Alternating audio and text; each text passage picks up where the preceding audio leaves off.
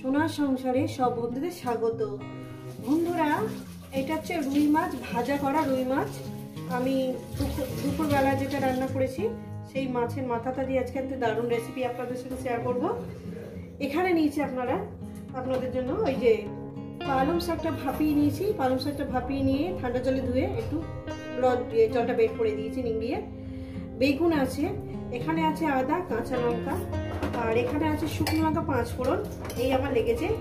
রেসিপিটি শুরু করার আগে বলবো লাইক করবেন, শেয়ার করবেন। নতুন নতুন রেসিপি দেখতে হলে আপনার চ্যানেলটাকে সাবস্ক্রাইব করে নেবেন। ঠিক যেভাবে খাই ঠিক আপনাদেরকে সেইভাবে দেখাবো। চলুন রেসিপিটি শুরু করা যাক। প্রথমেই বলবো ওর মাছটাকে ভাজা আছে। মাছটা তো ভাজতে লাগবে না, মাছটা অলরেডি ভাজা আছে।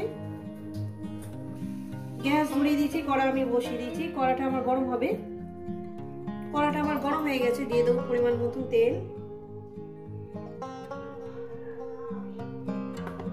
পরিমাণ মতন তেলটা আমি দিয়ে দিয়েছি। তেলটা আমার গরম হবে। তেলটা আমার গরম হয়ে গেছে। এই শুকনো লঙ্কা 5 ফোড়নটা আমি দিয়ে দেবো। কয়েক সেকেন্ড ভেজে নেবো বন্ধুরা। এই রেসিপিটা অবশ্যই বাড়িতে একটু ট্রাই করবেন, আশা করি আপনাদের খুব ভালো লাগবে। ফোড়নটা আমার ভাজা হয়ে গেছে, দিয়ে দেবো এখানে বেগুন।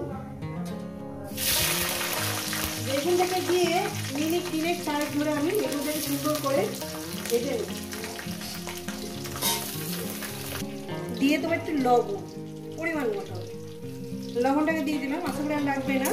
এবার এটাকে আমি ওই মিনিট 3-4 ধরে বেগুনটাকে সুন্দর করে 5 মিনিট ধরে আমি এটাকে সুন্দর করে ভেজে নেব। যত সুন্দর করে ভাজবেন সবজি, কিন্তু পোড়াবেন না। তো বন্ধুরা, এখানে নিয়েছি আপনার দেখুন একটু আদা চেঁচে নিয়েছি, হলুদের গুঁড়ো, জিরে ধনের গুঁড়ো। এটাকে আমি একটু জল দিয়ে গুঁড়ে নেব। বেগুনটা আমার ভাজা হয়ে গেছে। এবার মশলা গুঁড়োটা দিয়ে দেব। মশলা গুঁড়োটা দিয়ে দিলাম।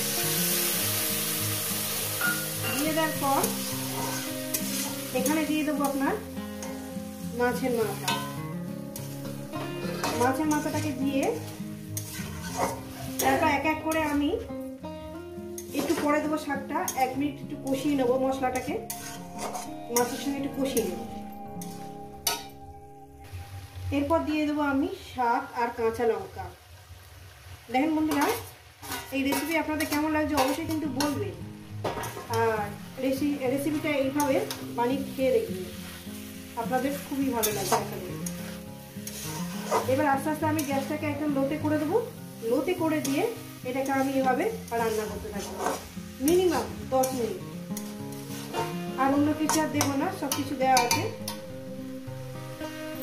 লবণ টবণ সবকিছু আমার ঠিক আছে। এটাকে রান্না করবো 10 মিনিট ধরে। তো বন্ধুরা, দেখতেই পাচ্ছেন আমি কিভাবে রান্নাটা করছি। যদি মনে করেন মাছের মাথাটা ভেঙে দেবেন তো ভেঙে দেবেন। আমি মাছের মাথা দুটো ভাঙবো না, আমি মাছের মাথা দুটো তুলে নেব। যেহেতু গোটা গোটা এইভাবেই খাবো, মাছের মাথা দুটো আমি তুলে নিলাম। এবার চচ্চড়িটা রান্না করবো। একটু জল বেরিয়েছে, জলটা শুকনো করে নেবো। প্রায় 10 মিনিটের মতনই লাগবে। মিডিয়াম গ্যাসে রান্না করছি তো। আর একটু চাপা দিয়ে দেবো যাতে চচ্চড়িটা আরো সুন্দর হয়। এভাবে একবার খেয়ে দেখবেন। তো বন্ধুরা, দেখতেই পাচ্ছেন কত সুন্দর চচ্চড়িটা হয়েছে। একদম অন্যরকম ভাবে চচ্চড়িটা আপনাদের সঙ্গে শেয়ার করলাম, আশা করি আপনাদের খুবই ভালো লাগবে। আমাদের সবকিছু অল্প অল্প করে রান্না হয়, যেহেতু খাওয়া দাওয়া খুবই কম। এটা নামিয়ে দেখাচ্ছে আমার হয়ে গেছে চচ্চড়িটা, কিন্তু এভাবে বানিয়ে খেয়ে দেখবেন আর আমাকে জানাবেন। তো বন্ধুরা দেখেন, এই রেসিপি যদি আপনাদের ভালো লেগে থাকে অবশ্যই কিন্তু কমেন্ট করে জানাবেন। রেসিপিটাকে লাইক করবেন, শেয়ার করবেন। নতুন নতুন রেসিপি দেখতে গেলে চ্যানেলটাকে সাবস্ক্রাইব করে নেবেন। ঠিক যেভাবে খাই ঠিক সেইভাবেই কিন্তু দেখিয়েছি। বন্ধুরা, আবার নতুন কোনো রেসিপির সঙ্গে দেখা হচ্ছে। সবাইকে বলবো সুস্থ থাকবেন, ভালো থাকবেন, আর আমার নিত্য নতুন ভিডিও দেখবেন। দারুণ দেখতে হয়েছে, খেতে খুব সুন্দর, বানিয়ে খাবেন।